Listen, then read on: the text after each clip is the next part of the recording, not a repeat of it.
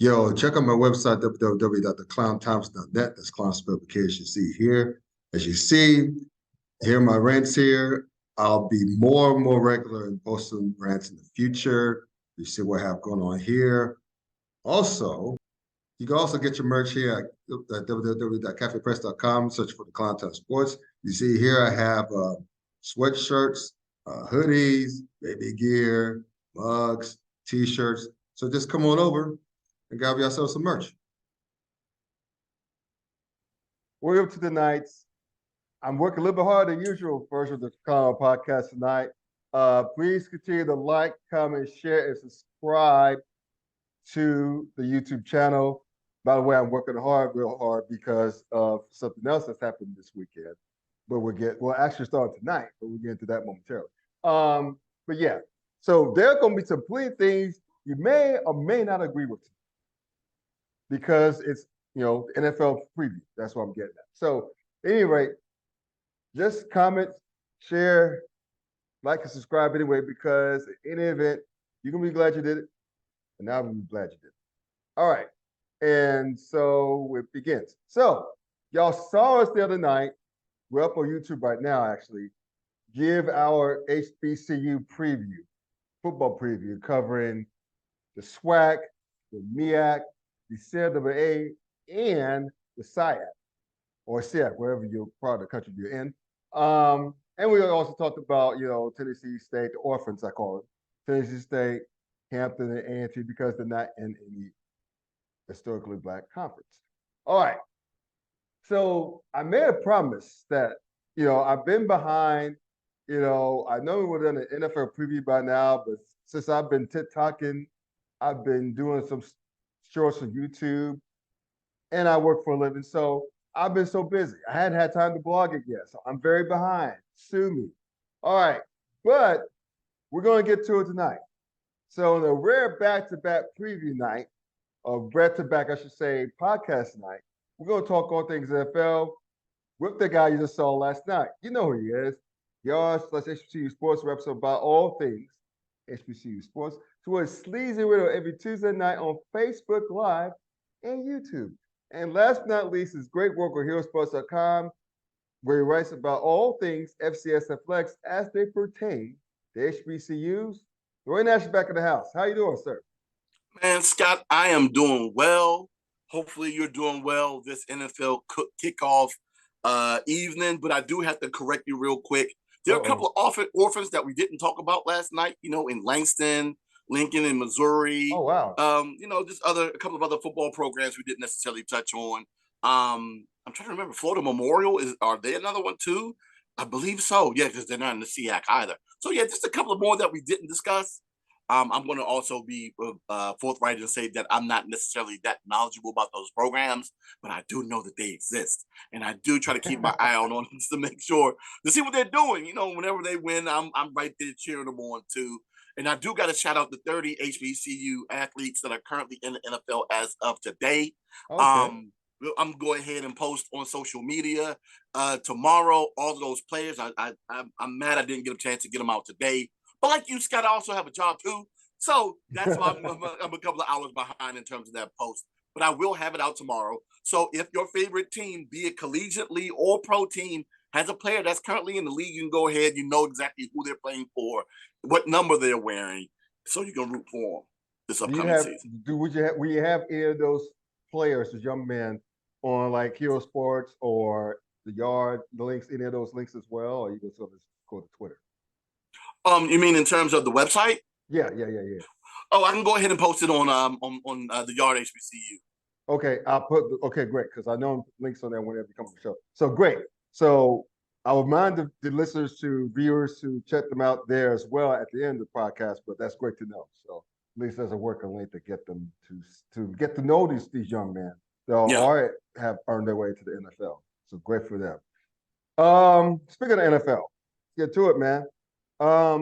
Before we get to division by division preview, let me give a shout out to two people. Joey Bosa for getting paid.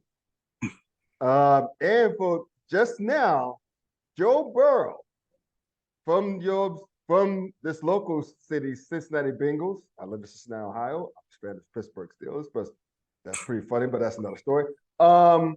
Reached an agreement for a 5-year, $275 million contract that includes $219.01 million guaranteed. I'm about to say $219. $219 guaranteed. I can guarantee that out of my pocket right now. Exactly. But anyway, shout out to Joe Burrow. This is not your suffice to say, because the Bengals have been notorious, and I do mean notorious, for being cheap for their star players. So this is a shift. And I think more so because apparently Mike Brown, the owner, his daughter Katie Blackburn is running things now, essentially. And this is a step in the right direction. She said that the team said they're about to take care of Jamar Chase and T. Higgins. Well, T. Higgins first, since his contract is going to be up before Jamar Chase's. So they've taken care of other people in the past. Have taken care of Joe Mixon a few seasons ago.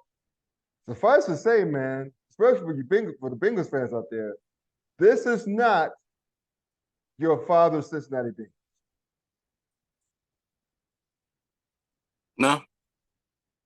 No, and I find it wonderful that they're actually making that investment in Joe Burrow, but they also knew that at some point in time, but they believe like everyone else that in order to be successful in this league, you're going to have a quality quarterback, and at some point in time, you're going to have to make that fiscal investment in said quarterback, or just hope that your team is just bad enough so that you can get you another quality QB and keep riding out rookie contracts. But we all know that most definitely is not realistic. So just go ahead, pay the guy you got.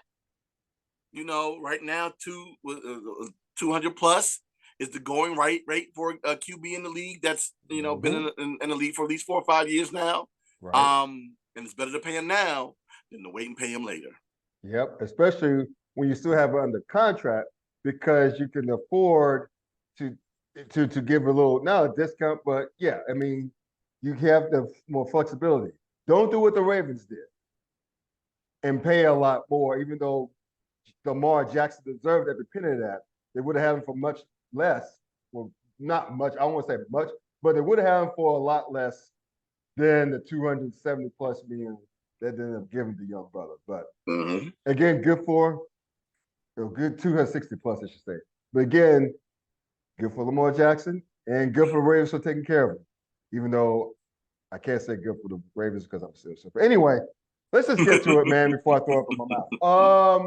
All right. We're going to start with, well, actually, before we start with the actual division by division previews, what is your biggest things you're going to look out for, like you kind of look for this year or intrigues you? Because for me, it's how Aaron Rodgers fits in with the Jets, how he'll do in New York, how he'll do in Gotham.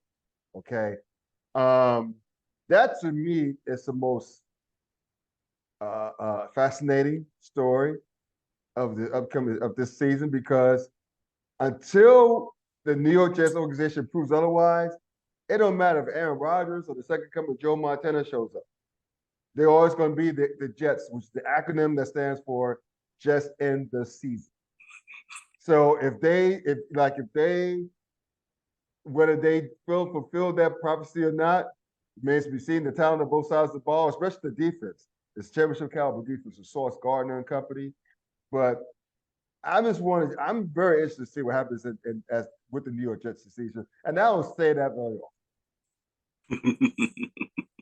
Well, I have 5 things that I'm looking for this year, right? Okay. Number 5, of course, the HBCU guys to see how they do. Primarily, the plethora of second-year guys and rookies that are currently in the league. I want to say, without doing the actual number, just balling it off the top of my head, a lot of the guys that are currently in the league from HBCU are second-year guys and under. And I know a lot of them and I know a lot of them are on practice squads, but the ones that are actually on rosters that will contribute, those are the ones that, like James Houston in Detroit, especially with the fact that everyone's keeping an eye on Detroit, and they seem to be a favorite in the NFC North. Of course, you have Brian Cook that finished his collegiate career at Cincinnati, but started at Howard, and Joshua Williams. Both of them are Chiefs. That Williams played at Fayetteville State, played in the CIAA. Just looking to see what their roles once again will be with the 2022 NFL champions. Then, of course, you got the rookie, the undrafted rookie, as that Emmanuel Wilson that plays for the Green Bay Packers at running back. How will he look in what appears to be a talented running back room there in Tattletown? So those are a couple of things that intrigue me with number 5. Number 4, of course, being the new D coordinators and O coordinators in new spots. Of course, you got I forget your boy's name in LA. Hopefully with the Chargers, that is. Hopefully he helps out what's it, Brandon, the head coach over in San Diego. Not San Diego. I keep wanting to call the Chargers San Diego. Brandon Stanley. I call him San Diego still. Fuck it. I'll call him San Diego. I don't give a damn.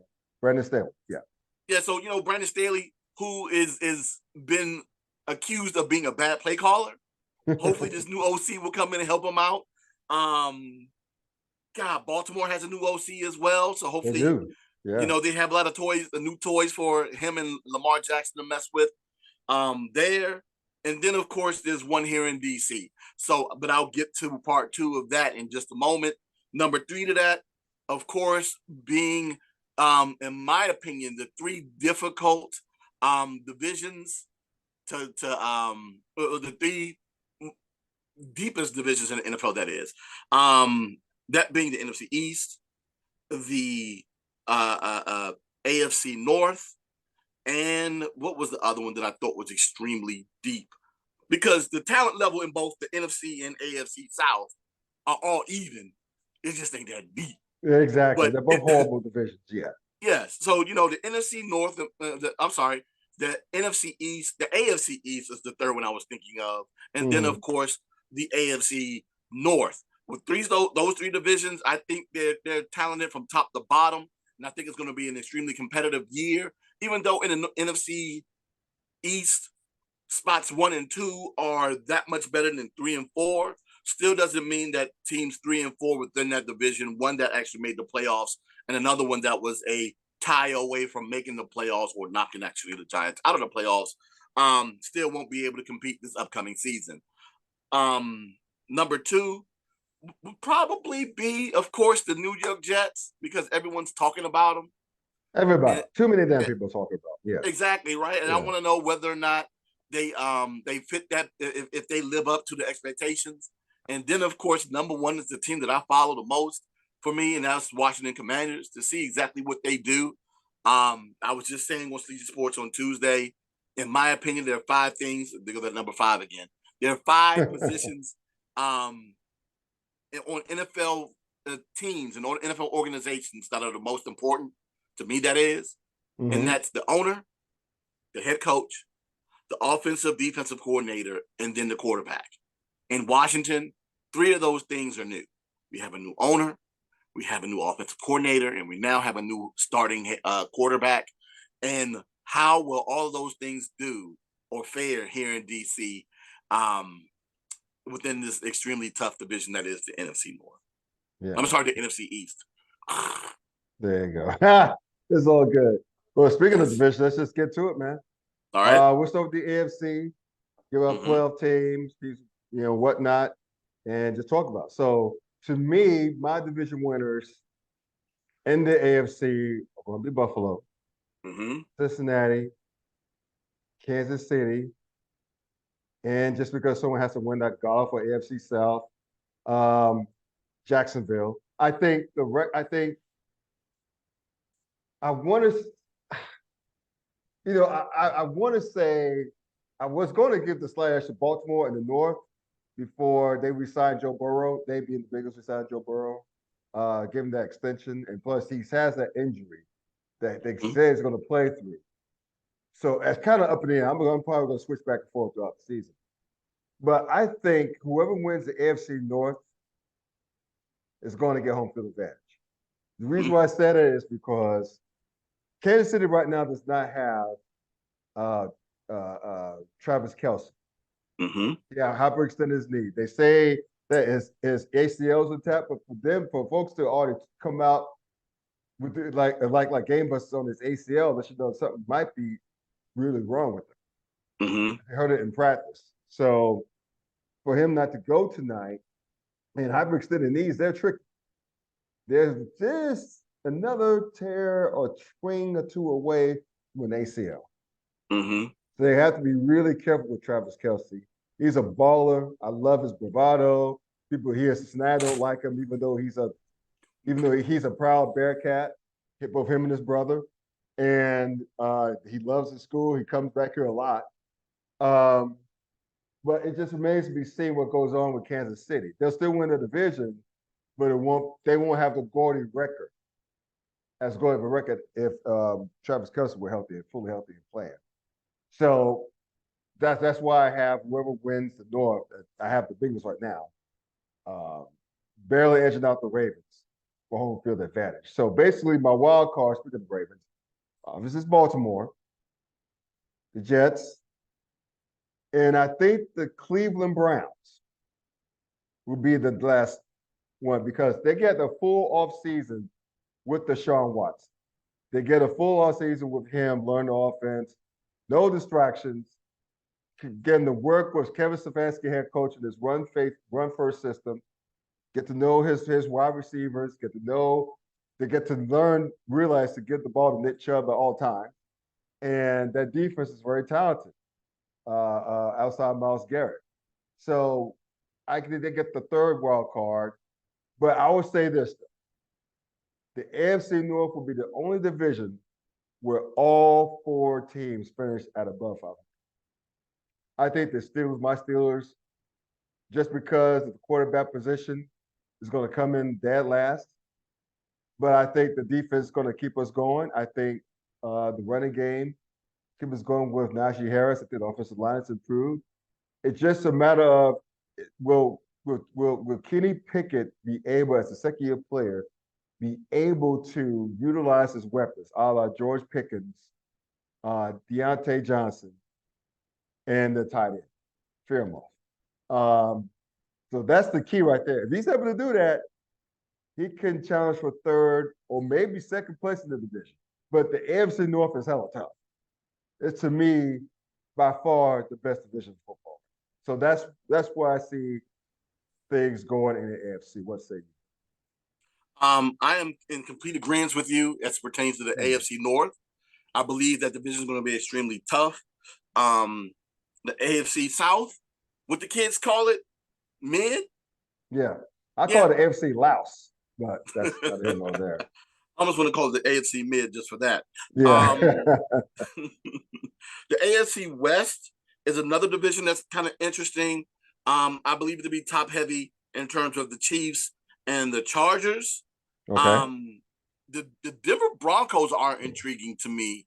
Sean With their Payton. new head coach, Yeah. with Sean Payton in there right now, Yeah, man. and a defense that has been rather respectable for the past few years. Wondering whether or not, he can turn around Russell Wilson, because if that is the case, they can most definitely be a threat. If not, then maybe it is Russ. Maybe he's losing a lot of strength in his legs. Messing around with his wife Sierra, and it's just become a lesser player. Who knows? I mean, I'd probably be that weak too. I was married to Sierra, but then again, like I said before about the AFC East, that's another division that's going to be relatively tough too. All four teams are rather respectable, but again, like you said, with the lesser quarterback talented New England Patriots, I don't know if necessarily that they can win that division, but I think that they can be competitive. And with their also new offensive coordinator too, I'm wondering whether or not that'll be enough to turn around Matt Jones. But again, God, that team is so weak in terms of talent at the offensive skill positions. Yeah.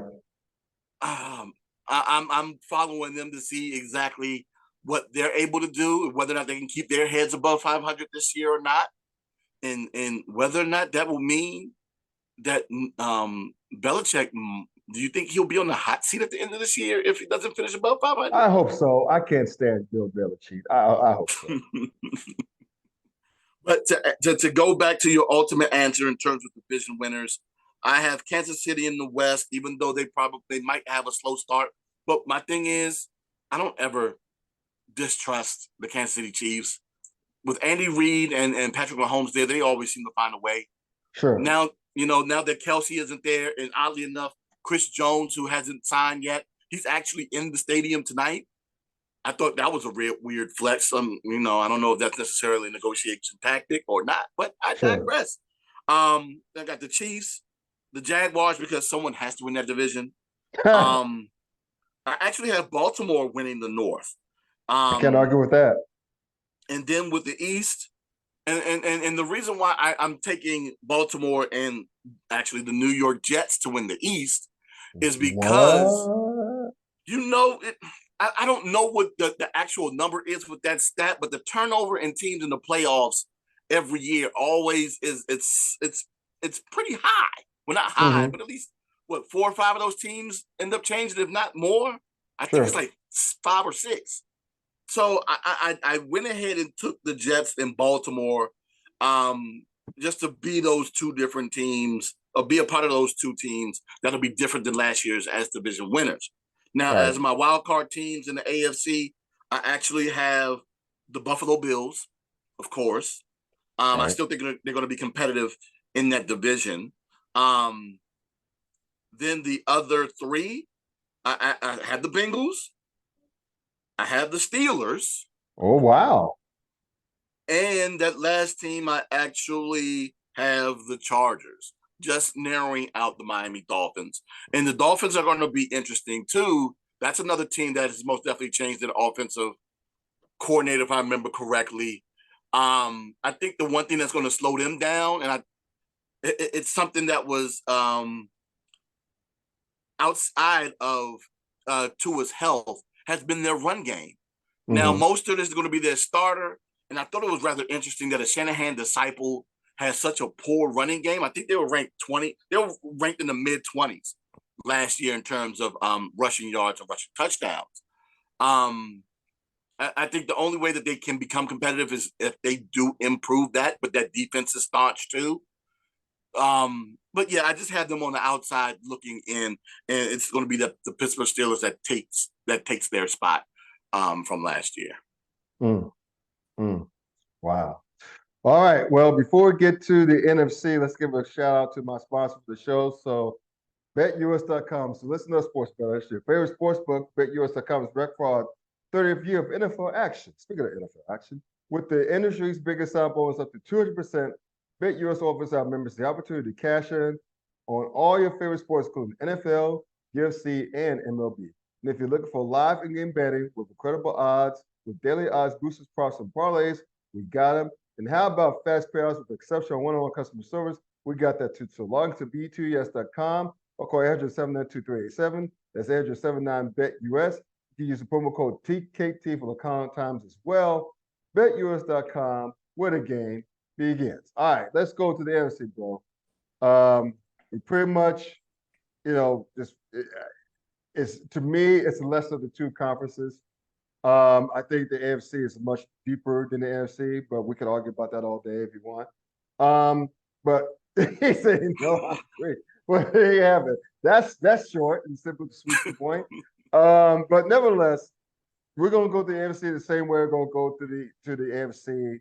Pretty much lay out like division winners, wild cards, and we'll get to who we think we're gonna end up in the Super Bowl and win it all. So without further ado, let's get to it.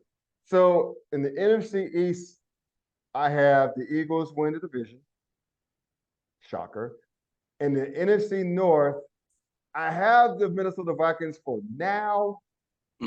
I'm not sure Kirk Cousins, as someone called him on TV once. Because I'm really going to see what Jordan Love is going to do in Green Bay and how Detroit's going to do after their strong finish last season. The NFC West, I have the 49ers winning it.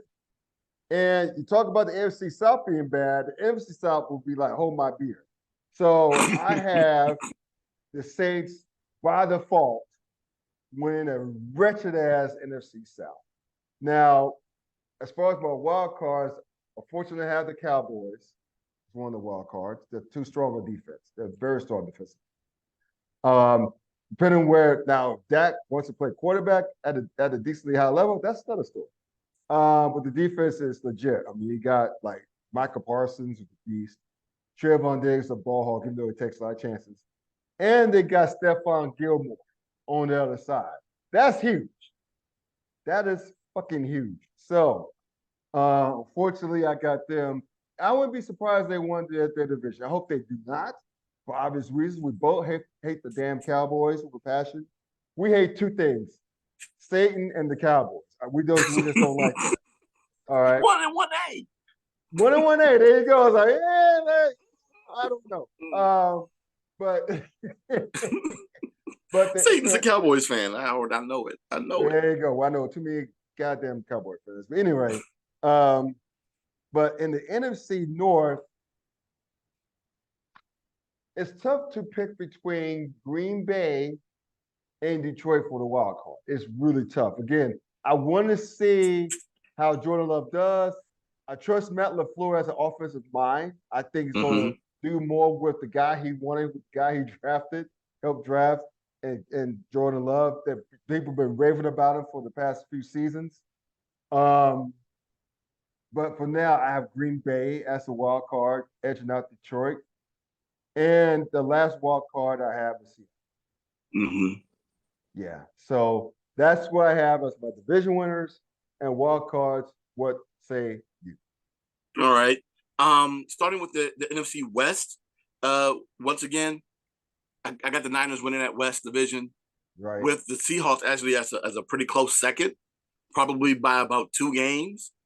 The Seahawks have shown us last year that they're a lot better than what we thought they were going to be last year, and I think that carries on again to this year. The one thing though I think that's going to be different is, of course, well, I mean, I know it's going to be different because it's a different guy now, because that guy is now in Houston. With DeMeco Ryans now being the head guy down with the Texans, that defense will potentially look a little bit, well, it will look a little bit different. The question is how much, and will talent level be enough for them to stay an elite team and a very elite lessened NFC. Because if you think about the elite teams in the NFC, it's only 3 teams really to be realistic. It's them, the Cowboys, and the Eagles. Right. Then, in my opinion, you got the Detroit Lions that are right behind them. And then after that, it's a crapshoot. Really, it is. You might have a couple of teams pop up that might compete with the Lions, but I don't know if they're necessarily good enough to be 11-win teams outside of those 3 teams, or maybe 4 with the Seahawks. But I have those 2 teams competing potentially for the division, with the Niners winning it. Now in the South, you say that the NFC South is telling the AFC West to hold my beer. I don't know. I think it might be the other way around for whatever reason. I don't know if it's East Coast bias or NFC bias for me, being that I grew up watching NFC football more. But I'm more intrigued to find out what happens with the NFC South than I am about the AFC South. They just seem to be a little bit more exciting with a lot of offensive talent that's there in the AFC South, with Bryce Young now in Carolina, with that talented offense that they have in Atlanta, New Orleans. It's no longer the Sean Payton show. And, if they got Derek Carr, and I'm shaking my head even thinking about Derek Carr as a starter. But it depends upon what Derek Carr we get. Do we get last season's Derek Carr, or do we get the Derek Carr from the year before? Because if we get the one from 2021, and then once Kamara comes back, that team could be very interesting. And Michael Thomas, too. And Michael Thomas. That's another thing, too. Which Michael Thomas are we getting back? Are we getting that Michael Thomas, the old Michael Thomas that we hope he'll be, to pair up with Chris Olave? Yeah. That'll be dope. Yeah. But, if not, then, we'll have to wait and see exactly how it's still an if game for me with New Orleans as of right now. But I actually had the Carolina Panthers winning that division. Really now? Yeah, but That the thing is, is, I want though, to hear this. I mean, I just there's something about that defense Hmm. there in Carolina that I like a lot better than the other three teams in the division. Okay. And I think that added caveat will be the one thing that carries the Carolina Panthers over the other teams, but it won't be by much. If anything, it'll be by a game. Sure. I see like maybe the ceiling of that division being a 9-win team, and the floor probably being like a 6 or 7-win team. Hmm. So it's not like anything dynamics coming out of that division. It'll just be a situation where they all end up beating up each other, and somehow, some way, someone creeps their way up to 9 wins, just above 500, and wins the division and makes it to the playoffs. Now in the NFC North, this was a little bit more intriguing. I am a believer as of right now in the Detroit Tigers. I'm about to call them Detroit Tigers, the Detroit Lions. They do have a lot of talent on both sides of the ball. I think Dan Campbell may have convinced this team to not only just bite knees, but to be a winner. And of course, with Aaron Rodgers no longer being there, and Minnesota actually losing out on a lot of pieces, both on the offensive and defensive side of the ball, I think that Detroit can steal that division. Hmm. Now with the NFC East, like I said before, two of the most talented teams in this conference are in this division, with Dallas and Philly. And then you have Washington and New York that'll be battling out for third place. Once again, like they did last season. Now, Hmm. who do I think will win that division? The Dallas Cowboys. Wow. You gave in to the devil, Um, Ever since was that 2003, 2004, huh? Hmm. there hasn't been a back-to-back winner in this division. Okay. That's a good stat. So, I'm going with it again. Or I can very easily fall in and say, hey, the last team to do back-to-back in the East will be back-to-back again in the Philadelphia Eagles. Hmm. But yeah, that's the Dallas Cowboys. Winning division. I mean, you gotta like that defense, though, right? Among other things. I like that offense and that defense. I like that defense more though. Yeah. I'm not necessarily sold on Brandon Cooks being, what is he, the number 2 or number 3 receiver. CeeDee Lamb most definitely. Tony Pollard, I want to see if he can do it again. God, that was another thing I wanted to say. I wanted to watch out for with the play of the running backs who are on their final years of their contracts this year. That's another thing I'm going to keep my eye out for. But they most definitely have talent on the skills side on the offense, and I'm intrigued to see whether or not Dak can pass for less than 10 interceptions this year or not.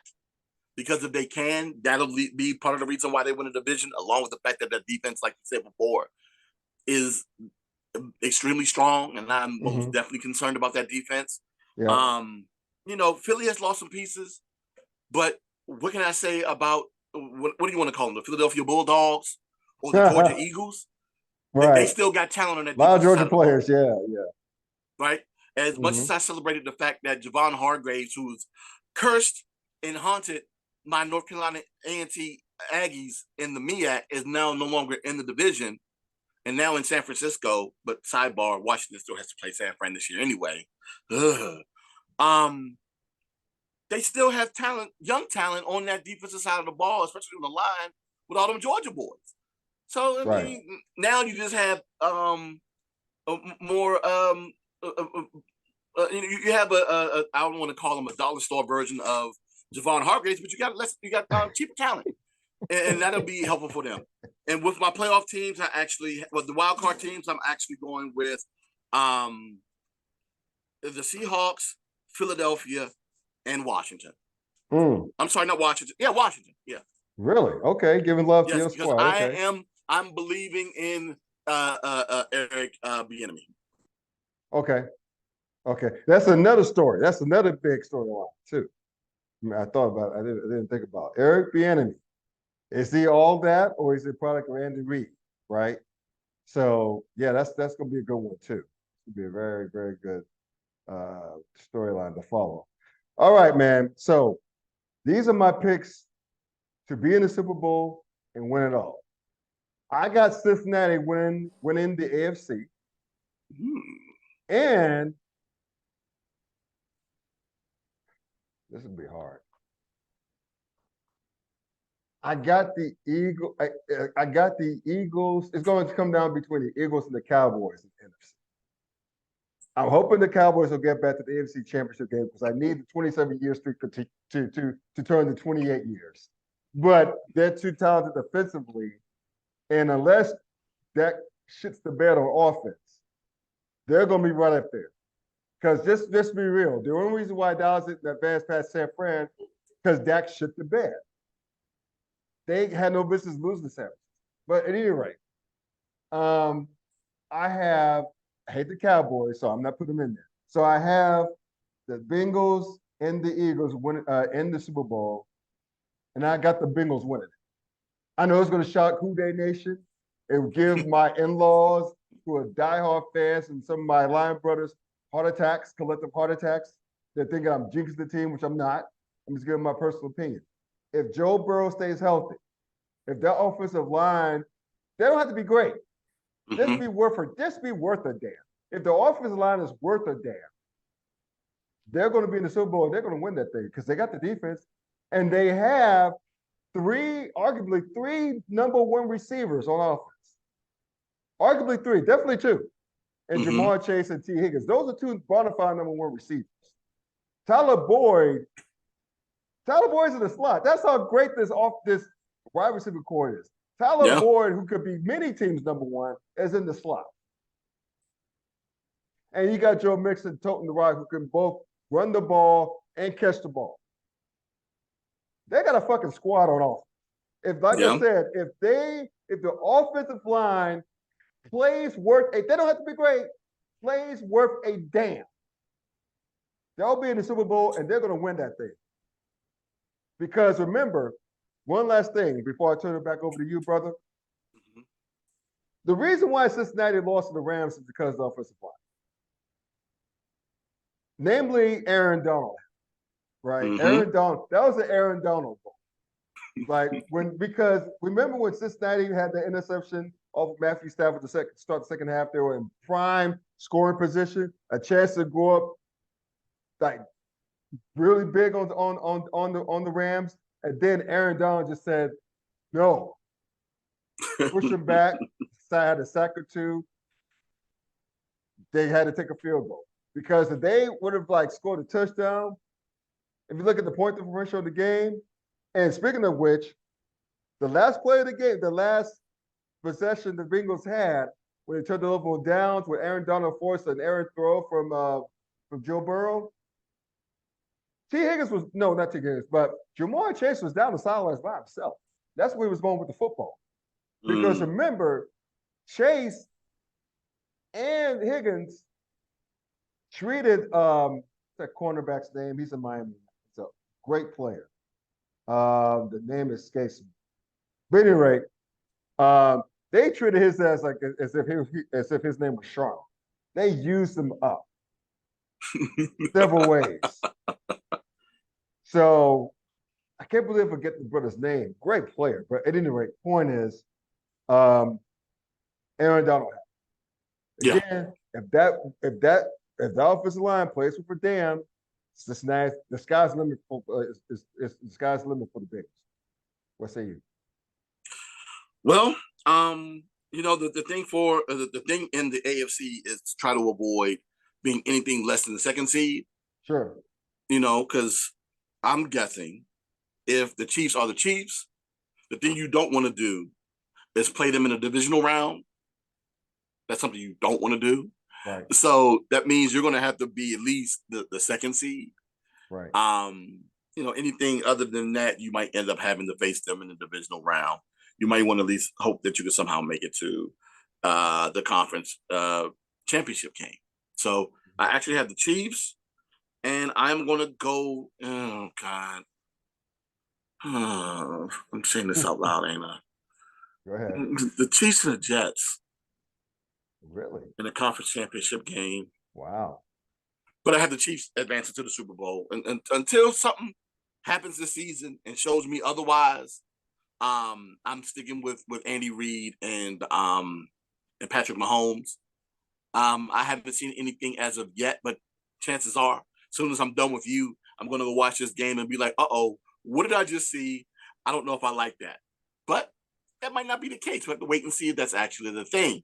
But until then, until I see something that makes me want to believe otherwise with the Chiefs, I'm sticking with the Chiefs to be the AFC representative in the Super Bowl. Okay. And going with the NFC, I have the Niners and the Eagles again.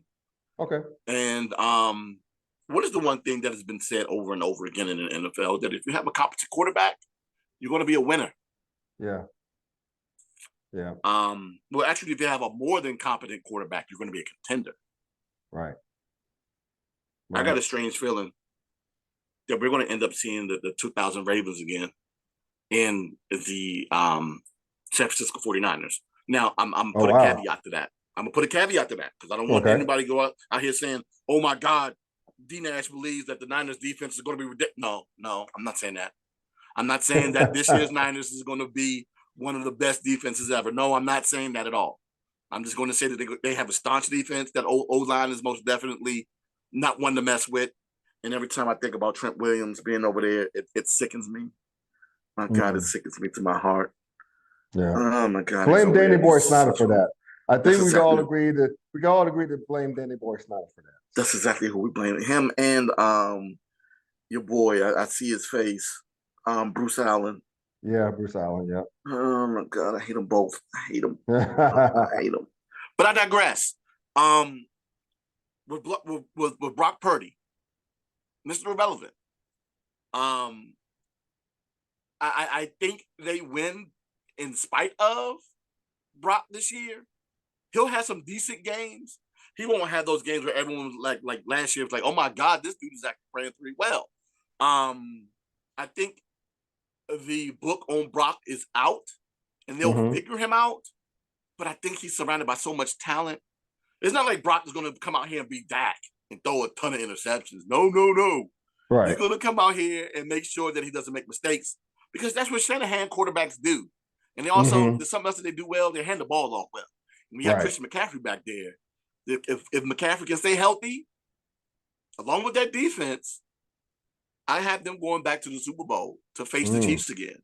And I'm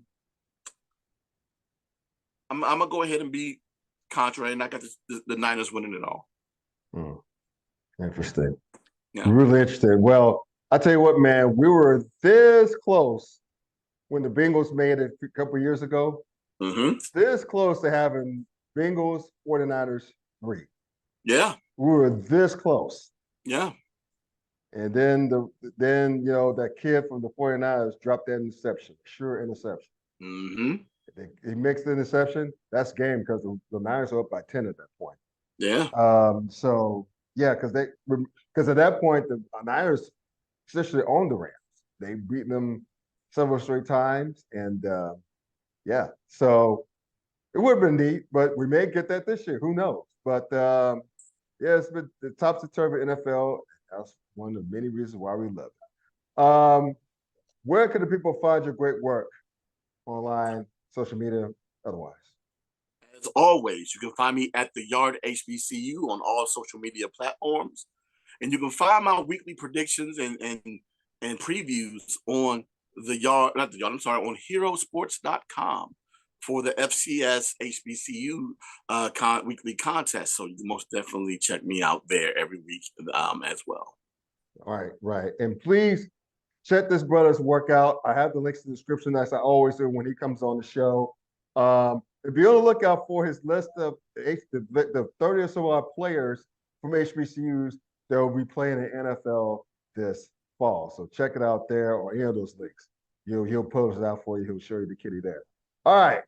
Until next time, man. Enjoy this weekend of college football games and NFL Week 1. This is a glorious year for football fans everywhere.